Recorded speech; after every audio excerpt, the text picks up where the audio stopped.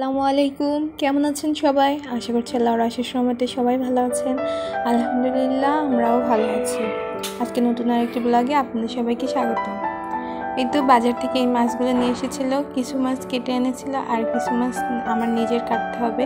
তো সবগুলো মাছ সকালবেলা এই তো কেটে একেবারে রেডি করে নিয়েছি। রাত্রে নিয়ে এসেছিল, সব ফ্রিজে রেখেছিলাম। তো সকালে খাওয়া দাওয়া শেষ করে এগুলো গুছিয়ে নিয়েছি। আর এগুলোই আজকে রান্না করব। এগুলো কিছু ফ্রিজে রাখবো। আর আজকে দুপুরে মাছের ভিতরে ডিম হয়েছিল, সেটা দিয়ে আলু আর করলা দিয়ে বা উস্তে দিয়ে রান্না করব। আর মাছের ডিম হলে কিন্তু আমি এইভাবে রান্না করি, অনেক সময় আলু কুচি করে কিংবা আলু ছাড়াও পেঁয়াজ কুচি করে রান্না করি। তো যখন যেভাবে রান্না করি আপনাদের সঙ্গে ভিডিওতে শেয়ার করব। আর রান্না করব বোয়াল মাছ দিয়ে, আলু দিয়ে, টমেটো দিয়ে ঝোল করব ধনেপাতা দিয়ে। তো রান্না করতে করতে আমার এক পাকে ক্ষুধা লেগে গিয়েছিল, তা আগে কিছু চিপস ভাজি করে খেয়ে নিয়েছি। আর মেয়েকে নুডলস রান্না করে দিয়েছি, বাচ্চাদেরও দিয়েছি, মানে ওর দুই ভাইদের। আর এই তো এখন রান্না করছি।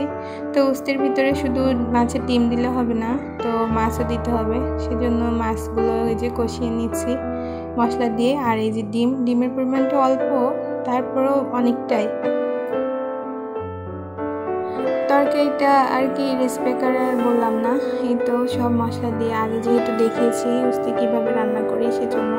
তো যখন উঠেছে তখন আমি ওর ভিতরে মাছের ডিমগুলো দিয়ে দিয়েছিলাম। আর একেবারে ঝোল শুকিয়ে গেলে তারপরে পোড়া হলে তখন নামিয়ে নেব। তো আমার কাছে মনে হচ্ছিল যেন ঝাল একটু কম কম লাগছে, টেস্ট করে দেখি। তো পরবর্তীতে আমি কিছু কাঁচামরিচ হাত দিয়ে ভেঙে ভেঙে দিয়ে দিয়েছি। তো রান্না প্রায় হয়ে গিয়েছে।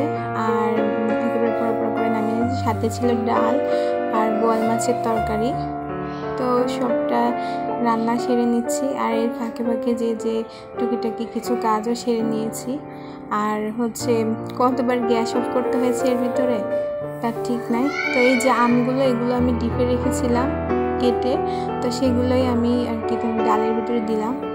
আর আমি দেখিয়েছি একটা ভিডিওতে যে আম কীভাবে সংরক্ষণ করি। তো বেলকনিতে দেখি কিছুটা রোদ এসেছে, বেশ কিছুদিন ধরে বালিশগুলো রোদ্রে দেবো ভেবেছি। আর বৃষ্টির জন্য কেমন যেন একটু সেতে লাগে।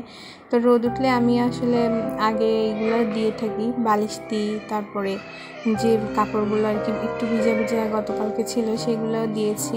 আর এখন এই রুমের বিছনাটা রেডি করছি আর বাচ্চাদের পাশের রুমে পাঠিয়ে দিয়েছি।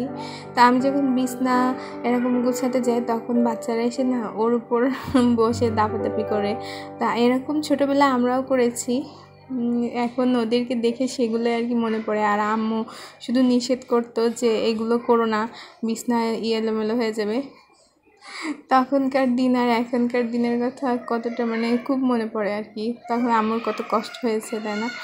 আর আমরা সেগুলো বুঝতেই পারিনি। এই যে এখন যেমন বাচ্চারা করছে ওরা তো আর বোঝে না, কিন্তু তখনকার সাথে আসলে মনে পড়ে যায় কিছু কিছু পুরাতন স্মৃতি। এখন দুপুরের খাবার দাবার খাওয়ার পালা। আর এদিকে সবাই গোসল করে জোহরের নামাজ পড়ে নিয়েছে। তো আজকের ভিডিওটা এ পর্যন্ত। সবাই ভালো থাকবেন। আল্লাহ হাফেজ। আসসালামু আলাইকুম।